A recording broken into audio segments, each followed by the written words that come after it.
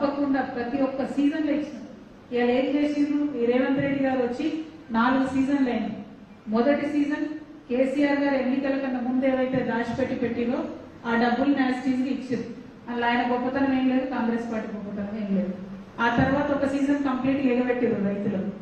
ఆ తర్వాత 3వ సీజన్ ఏం చేసిండ్రు, సగం మందికి ఇచ్చి అన్నట్టుగా ఇచ్చి వదిలేసిండ్రు.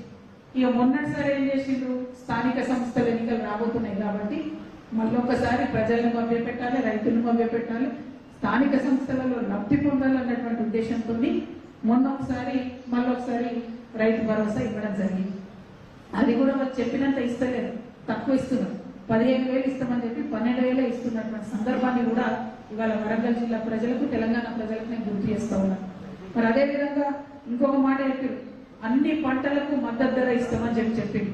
ఏమేమి పంటలకు మద్దతు ధర ఇస్తామని చెప్పిండ్రు, వరి ధాన్యానికి ఇప్పుడు 2,183 రూపాయలు ఉన్నది, 500 పెంచి దాన్ని 2,683 చేస్తామని చెప్పింది. మొక్కజొన్నకు 2,200 చేస్తామని చెప్పింది. కందులకు 6,700 చేస్తామని చెప్పింది. సోయాబీన్ కు 4,400 చేస్తామని చెప్పింది. పత్తి 6,500 రూపాయలు మద్దతు ధర ఇస్తామని చెప్పింది. మిర్చికి 15,000 రూపాయలు ఇస్తామని చెప్పింది. పసుపుకు 12,000 మద్దతు ధర ఇస్తామన్నారు. ఎర్రజొన్నకు 3,500, చెరుకుకు 4,000, జొన్నలకు 3,050 రూపాయలు ఇస్తామని చెప్పింది. ఇవాళ మద్దతు ధర గురించి మాట్లాడితే ఒక్క మాట కానీ, ఒక కమిషన్ కానీ, ఒక కమిటీ కానీ, ఒక అధ్యయన వేదిక కానీ ఏది లేదు. మద్దతు ధర ముచ్చట కంప్లీట్ గా మర్చిపోయాను. ఇవాళ రాహుల్ గాంధీ గారిని, రేవంత్ రెడ్డి గారిని నేను డిమాండ్ చేస్తున్నాను. ఓర్గల్ గడ్డ నుండి డిమాండ్ చేస్తున్నాం. 12 సీట్లలో 10 సీట్లు మభ్యపెట్టి గెలుచుకొని పోయిన మీరు మద్దతు ధర గురించి ఎందుకు మర్చిపోయినారు? మద్దతు ధర మీద తక్షణమే మీరు రైతు కమిషన్ ఆల్రెడీ వేసున్నారు. ఆ రైతు కమిషన్ చేస్తారా, ఇంకో దాన్ని చేస్తారా? అర్జెంటుగా కమిటీ వేయండి. మొన్నటికి మొన్న మిర్చి రైతులు ఇబ్బంది పడితే నేను కూడా ఏడుమామల మార్కెట్కి వచ్చిపోయినా. అక్కడ నిలబడి మిర్చి కంపౌండ్ లో నిలబడి మేమందరం డిమాండ్ చేసినాం. దారుణంగా దెబ్బతిన్న మిర్చి పంట ఈసారి రైతులకు ఇబ్బంది జరుగుతుంది, మద్దతు ధర ఇవ్వమంటే పక్క రాష్ట్ర ముఖ్యమంత్రి చంద్రబాబు నాయుడు ఏమో పోయిండు ఢిల్లీకి, తన్లాడిండు ఎంతో కొంత మిర్చి రైతులకు లాభం చేయాలని. మన రాష్ట్ర ముఖ్యమంత్రి మాత్రం ఏవి పట్టనట్టు ఉండిపోయిండు. కాబట్టి మా నిజామాబాద్ పసుపు రైతులకు కూడా 12,000 మద్దతు ధర ఇస్తామని ఇలా చెప్పిండు, కానీ ఎక్కడ కూడా ఇయ్యనటువంటి పరిస్థితి ఉన్నది. ఈ మద్దతు ధర పక్కన అట్లా పెడితే పంట బీమాకు మహాత్మా గాంధీ గ్రామీణ ఉపాధి హామీ పథకంతో లింక్ చేస్తామని చెప్పారు. ఈ సీఎం గారి సంగతి మీకు తెలుసు, ఎప్పుడు ఫ్లైట్ మోడ్ లోనే ఉంటాడు. హాఫ్ సెంచరీ దాటిపోయింది ఢిల్లీకి పోవటి, 50 సార్లకు ఎక్కువైంది. ఈ 50 సార్లలో ఒక్కసారి కూడా ప్రధానమంత్రి గారిని ఉపాధి హామీ పథకంతో వ్యవసాయాన్ని అనుసంధానం చేయమని ఒక్క ఉత్తరం కూడా ఇప్పటి వరకు ముఖ్యమంత్రి గారు ఇవ్వలేదు. మరి ఎందుకోసం ఇవ్వలేదు?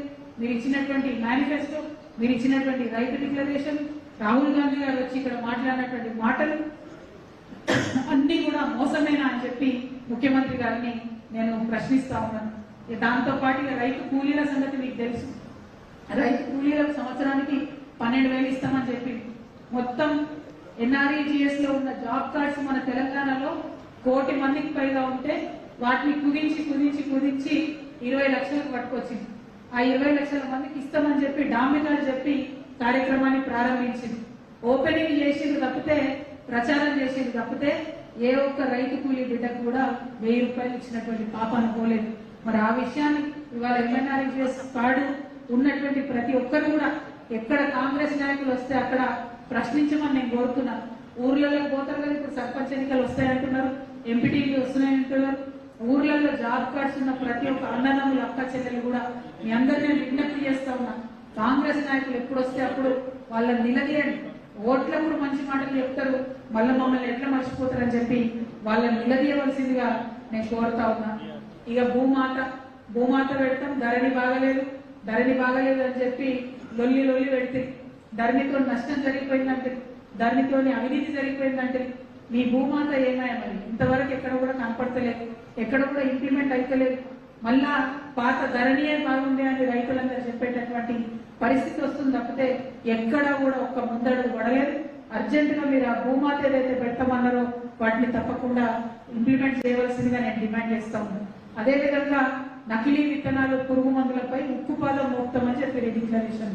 ఇదే వరంగల్ జిల్లాలో నిన్నగాక మొన్న మన ములుగు ఏజెన్సీ ప్రాంతంలో మొక్కజొన్నలు వెంకటపురం వాజేడు మండలాలలో మొక్కజొన్న రైతులు నకిలీ విత్తనాలు ఉన్నాయని చెప్పి గిరిజన రైతులు ఆత్మహత్య చేసుకుని మరణించింది. మరి ఇదే జిల్లాలో ఇవన్నీ మోసపూరిత మాటలు చెప్పి గెలిచినటువంటి కాంగ్రెస్ ఎమ్మెల్యేలు ఏం